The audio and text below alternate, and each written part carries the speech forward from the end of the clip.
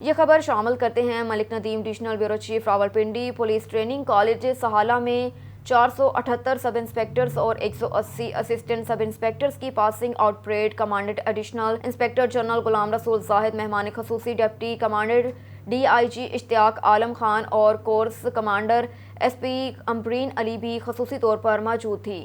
تقریب کا آغاز تلاوت قرآن پاک سے ہوا۔ پاس آؤٹ ہونے والے پولیس افسران نے شہریوں کی عزت نفس کے تحفظ اور قانون کی پاسداری کا حلف اٹھایا۔ تقریب میں پاس آؤٹ ہونے والے پولیس افسران کی فیملیز، پولیس جوہداء کے ورثاء اور معززین علاقہ بھی شریک ہوئے۔ Additional inspector general Ghulam Rasool زاہد نے پریڈ کا معائنہ کیا۔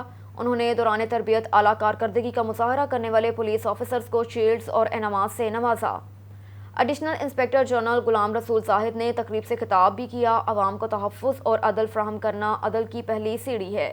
تھانے میں اپنی شکایات کے ازالے کے لیے جانا ہر مرد و خاتون کا آئینی حق ہے۔ پنجاب پولیس کو تفتیش کے جدید تقاضوں سے ہم آہنگ کیا جا رہا ہے۔ پاس آؤٹ پولیس افسران نے کرائم کنٹرول کی مشقیں بھی پیش کیں۔